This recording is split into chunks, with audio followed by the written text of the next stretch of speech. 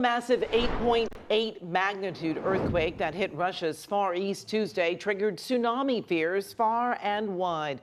Powerful waves first crashed into Russia's coastline, flooding homes, the largest as tall as 16 feet. And check out this video showing what happened in Honolulu on Tuesday when the tsunami warning was issued. There was gridlock for miles as people scrambled to evacuate to higher ground. Hawaiian officials haven't reported any destructive waves, and residents were allowed to return home early today.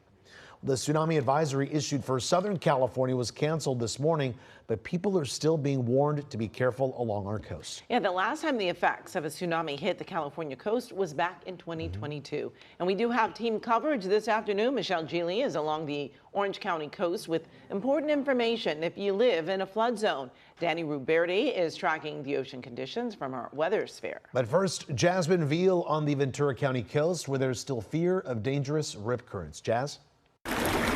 Listen to that, yeah. This is actually pretty bad.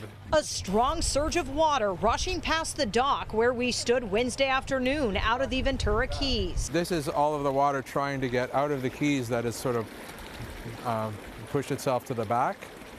And you can see, you know, it's starting to actually lift the dock that we're on. Ventura Harbor Deputy General Manager Todd Mitchell says these strong currents and higher than normal tidal surges are still the result of the magnitude 8.8 earthquake that struck off Russia's peninsula Tuesday. That was a little bit concerning and probably a little more alarming for the residents of the Keys.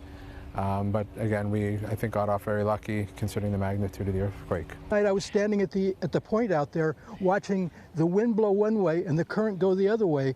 It doesn't work that way. Phil Caulfield lives on a boat in the harbor and was watching the water and ready to leave if he had to. It's past my bedtime, but I want to stick around and I want to stay awake in case something does come up because we don't really have any alarms that go off. Harbor officials say the tsunami warning was downgraded to an advisory Tuesday night. They did get a small wave through here early Wednesday. You know, 2-foot waves at the entrance instead of the 1 foot that was predicted. Ventura Harbor Patrol says there was no damage in the harbor or the Ventura Keys, but they still decided to keep up these closure signs here at these launch ramps just as a precaution to protect any small vessels out in the harbor. Right now we have a very high tide, yeah. Ron Miller lives in the Ventura Keys. He made sure his boat was tied up tight when he heard about the tsunami advisory. I just came out here and made sure this line was tied. Locals remember the damage to boats and docks from tsunami surges here in 2011 and 2022. Fukushima and Toba,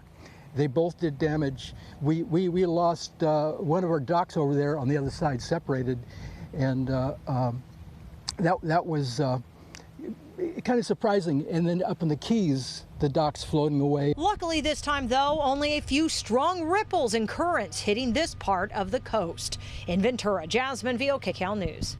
People are still being asked to be on alert along the coast and in the ocean, even though the tsunami advisory for us has been canceled. Yeah, but when it went into effect Tuesday night, emergency responders along the coast sprang into action. KCAL's Michele Gile has a closer look at the response that was made.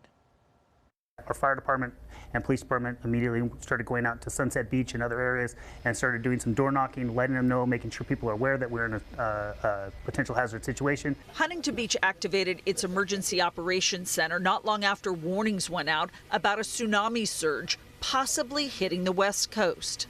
This is where firefighters, police officers, marine safety, community, and communication experts mobilized to manage any potential disaster. We told people immediately that the beaches were closed, the pier would be closed, and that people needed to stay out of the water, away from the shore, and away from docks and out of the water in the harbor. Just to the north, Seal Beach lifeguards also made the decision to close the pier and the beaches at 10 o'clock Tuesday night. Yeah, but it was a little scary, you know. Harley Fletcher lives a few blocks from the beach and was worried about flooding. Rock Armeo is close to the shoreline and has seen his fair share of problems in the low-lying area near the beach parking lot. Everybody was out here just waiting to see cars floating in the parking lot again. But otherwise, no, I just stayed up and made sure that everything was off the ground. And that's about it. You know, it was pretty uneventful. we're thankful for that. Here in Huntington Beach, things look like they're back to normal at the pier, but the annual contest, you see it here behind me, the U.S. Open of Surfing, put out an advisory just before noon saying that surfing has been canceled today because of small surf. Conditions unrelated to the tsunami, officials say.